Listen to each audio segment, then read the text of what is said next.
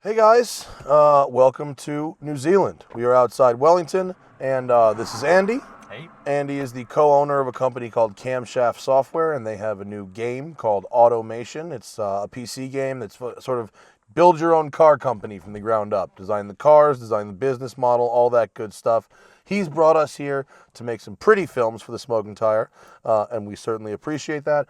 But while we're in town, I figured I would drive his daily. So this is a 1993 Mazda Lantis. It's a JDM spec car. We never got it in the U.S. And even though it is sort of a little Japanese econo box, it's actually pretty neat. So tell me about the car. Ooh, well, it's a strange thing that Mazda seemingly only did in Japan. It's like a Mazda 323, but It's nicer than a 323, I would say. Yeah. For some reason, though, they've got this crazy little 2-liter V6, really short stroke, revs really hard, all these kind of race engine-like features. It's the KLZE. KFZE. KFZE, 2-liter V6, 32 valve, 4 cam.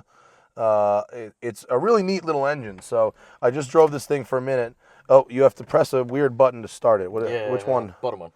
So it's got a cool little kill switch on it. It's actually fairly solid in here for 240,000 kilometers. And $1,600. And $1,600 yeah. New Zealand dollars. Yeah, so that's like 1,200 which is US. 1,200 US. So Okay, let's take it for a drive. I'm gonna go window up here. Frameless doors, which is cool. Yeah, I love them. Best thing Japan ever did. So what's really neat about this thing is, I don't know if you're getting it, but it sounds like a rotary. So my thought is either this engine was some type of homologation engine that was never used, or that could be his theory. My theory is that in the 90s they were starting to pick up steam with the rotaries, and they wanted something that was rotary-like for a front-wheel drive application, and they came up with this engine, which in terms of RPMs, in terms of sound and feel, and those little vibrations that are sort of unique to a rotary, or a lack of vibrations thereof, is like this, except you do get a bit more torque. The rotaries of this period were, in non-turbo form, were not particularly potent, and this has quite a bit more torque.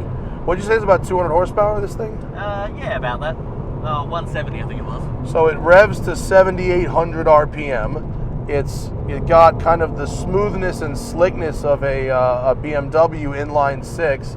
It's a relatively small and lightweight engine. I think the engine's only about 120 kilograms. It's very light. It's lighter than most iron block 4-cylinders. Yeah. Put it that way. And it manages to fit up there. Just. Yeah. Maintenance on it is interesting. So as I pass 5,500, 6,000 RPM, it really pulls.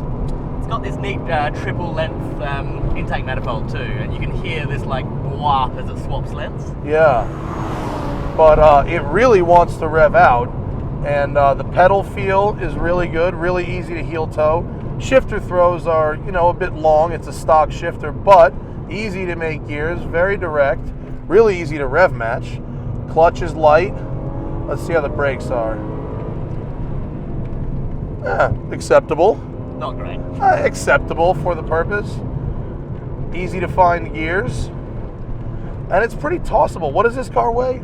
About 1,200 kilo. So whatever that is in 2,600 pounds. I'm not good at math on the fly, but I think 2,600 pounds. 26, I think. Yeah, pretty light. You do have to feed in a lot of steering. It's only very recently that we've gotten these steering racks that are super, super direct and right on center. And so this one, you got to feed it a bit. Listen to this. It's a really neat sounding engine. I don't know if any of it is making it onto the mic. If it's not, I apologize, but you're going to have to take my word for it that it's just as smooth and slick as absolutely can be. Oh, I like it. It's really, look, is it an exotic? Is it a super sports car? Is it a dream car? No. But for a $1,200 car, I haven't seen really anything else at this price point in the States that would actually be as fun. You can spend more than $1,200 on one tire, I think. Yeah. Good road. Yeah. Where is this road? Where are we heading? We're heading to the beach near Wainuiomata. I can't pronounce that, but It took me a while. if you've never been to New Zealand, and I imagine many of you have never been to New Zealand, it is an absolute driver's paradise. There are you can import anything here. So this car came from Japan. We've seen American stuff, old classic stuff, European stuff, and the Kiwis are really all about building stuff. And so you see the craziest custom stuff. Wait till you see the pretty films we're making. But this car is really neat.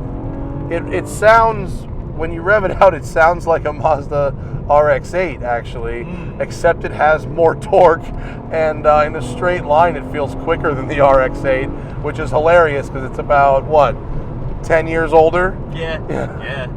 I think this engine is by far the neatest part of this car is the engine. Yeah. I mean, I'd never actually seen a Mazda Lantis until I came to New Zealand, and he's been talking about the damn thing all week, going, you have to drive the Lantis, you have to drive the Lantis.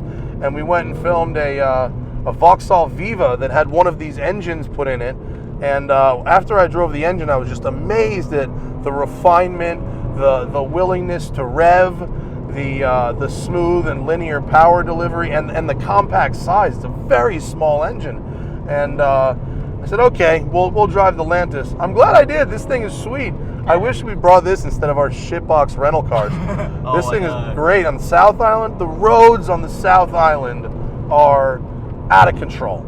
I mean, you talk about Switzerland and Italy being driver's paradise. No, South Island, New Zealand is game over for driving roads. There's nobody else on them. There's no one there. How does no one figure it out yet? Oh, look at that. And it took that corner okay. Yeah. Let's take a corner at just a bit more speed and see how it goes. Go for it. Yeah, it sticks. Yeah, she rolls a bit, but Yeah. she sticks when she takes a set. Yeah, it's not so bad. Have you modified anything on the car? It has a muffler and a pod filter. That's it. And that's it. Oh, okay. Just for the nicer sound. And you mentioned to me earlier, it has a mechanical, what is a viscous LSD? It has a viscous LSD, which Yeah. works really nicely when you're launching it, but I autocross it a bit. Yeah. It overheats after a little while and just turns into a single spinner. Yeah. But, you know. On this road, though, this car is really sweet. Yeah, the big flowing stuff, it loves it. I can't believe that for $1,200, okay, we found the limit of grip at the front. There's a reason I run different tires when I autocross it. These ones are sketch. Yeah, but there's a lot of stuff in here, like 93. This car has four-wheel ABS, disc brakes. It has automatic climate control. What else does it have in here that's neat? It has automatic power windows. Folding electric mirrors. It has power folding mirrors? No way. These ones don't work. Oh, it did at one point. It did at one point. And actually, the materials and stuff, you know, this one has had a long life, let's just say. But it's actually held up really cool. The gauges are nice and clear. They give me all my information in a nice, straightforward way. I reckon this was when Mazda was at their best.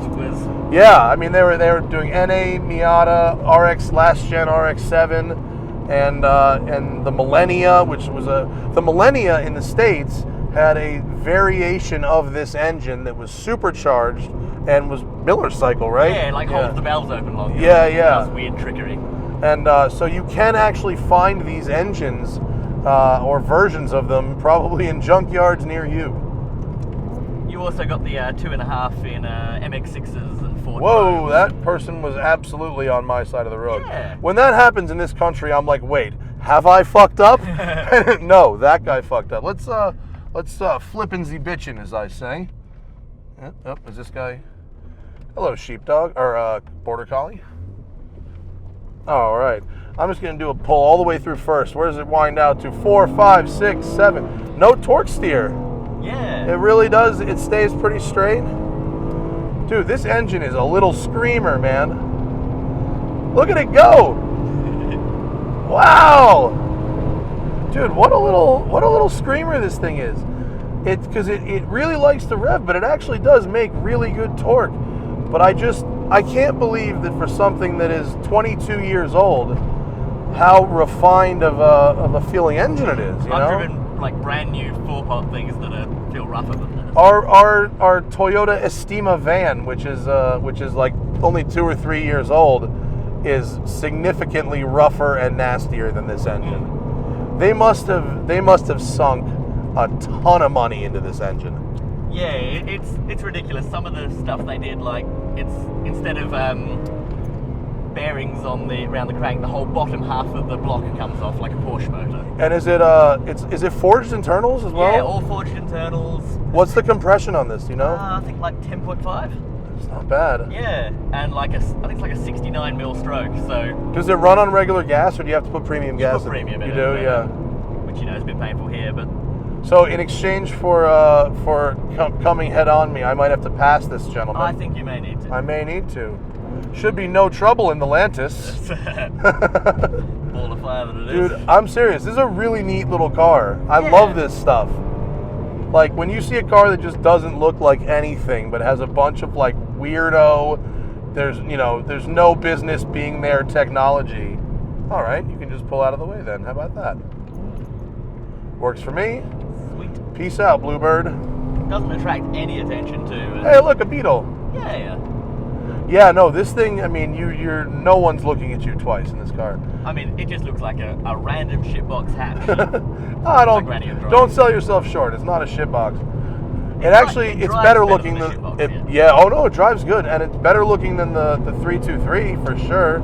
It's got this real like slinky 90s, like it looks so typical of 90s Japanese stuff with like the full tail lights across the back. Yeah, it looks like they cribbed some RX-8 styling from the back of this. Yeah. But I love like just small displacement. Like, a 2-liter V6 is cool. Like a 3-liter V8 is cool. You know what I mean? Like big engines in small sizes. They're also smooth and just I love the revs. Yeah, here we go. There's 7,800. Yeah. This thing is fucking great. What a cool little car. The great thing was I bought it just thinking, oh yeah, I need another daily. Hey, it's got a V6, that could be a laugh. Well, it's what's interesting is that how much of a nerd you are about the Lantis and that you did not go intentionally seek it out. Yeah, it was literally our other car broke and the next day we just bought the cheapest, mildly fun-looking car on Trade Me. Yeah. Trade Me is the New Zealand version of sort of Craigslist and eBay. They have weird stuff on that site. Go check out Trade Me. Look in the other department. Yeah, there is some real sketchy shit. It's weird though because this car was designed and was only made in right-hand drive, right? They were all right-hand drive. And yet the center console is like kind of intrusive on my left leg. Is that my eye just too big or is it you? I think you're not Japanese enough to I fit guess, this car. I am not Asian enough. But everything else about it is very roomy. The A-pillars are nice and thin so you can see really well. The rear view mirror covers the exact square footage of the rear window. The rear window is like a tiny porthole. It is. Must be said. Yeah, but the rear view mirror shows me all of it. It's true. And with sticky tires on this thing, does it handle just awesome? It completely changes it. It must. Yeah. And like for autocrossing, Are you in first gear the whole time in an autocross? Second mostly. And it's around the neighborhood of like Integra Type R's and. Really? It's quicker than a WRX in the autocrosses we do. Really? But that's just because the autocrosses we do are real tight. Yeah. All-wheel drive doesn't do a WRX many favors on a very tight autocross. Except for the guy with like anti-lag and a proper handbrake and stuff. Well, okay, he wins. Handbrake, that should be your first mod. Oh yeah, the handbrake on this basically doesn't lock the wheels. We need to get you a handbrake. Yeah, well, dude, this engine is so cool. And we've now learned that you can get an adapter plate to mount it longitudinally. You can, and I'm going to do this and build an Exocet kit car with the 2.5. What is that thing? It's the exoskeleton thing, right? It's basically all the guts of a Miata with sort of something that looks halfway between a Lotus 7 and an Ariel Atom. Oh, yeah. Cool. So you basically get like a 680 kilo Miata. Yeah, and with 210 or so horsepower, and then you can... well, even in the 1-ton Viva, that motor moved. Yeah. What kind of torque does this engine make? I don't know for pounds. 170, 180 Newton meters, I think. Newton meter? I'll translate it later. Must be more than that. I will translate later, no worries. 200 maybe. I'll look it up. Dude, it's really easy to drive. It's really easy because you can momentum drive it like every other Mazda, but it also has like good torque coming out of the corner.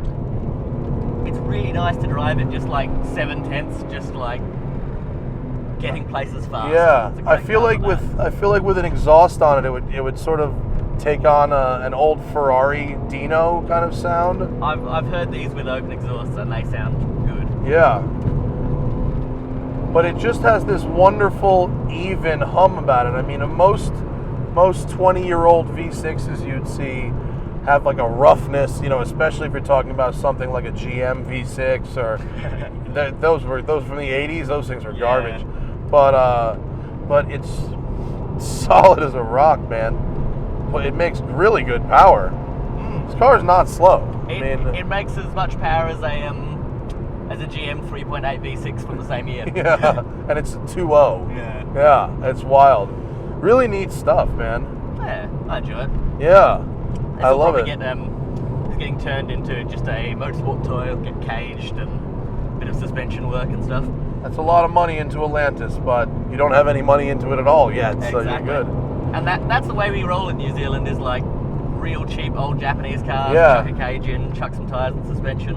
What's amazing is, in the States, it's like, what's your dream car? Oh, Ferrari, Lamborghini, Pagani, whatever. In New Zealand, you ask people what their dream car is, and they're like, man, want like an 80s Toyota Starlet with like a, 2J. with a 2J and a rotary. My accent is just shit, I'm sorry. But, That's cool. But, yeah, no, the dream car of someone down here is some old Japanese shitbox with some monster engine in it. Yeah. Preferably rear-wheel drive, preferably the most bizarre, unheard of car, most forgotten about car, and that's what we love about New Zealand. And so we're going to be editing these pretty films that Andy set us up with. They're going to be awesome. So thanks for letting me drive the Lantis, buddy. It's good fun. This thing is sweet. See you guys next time.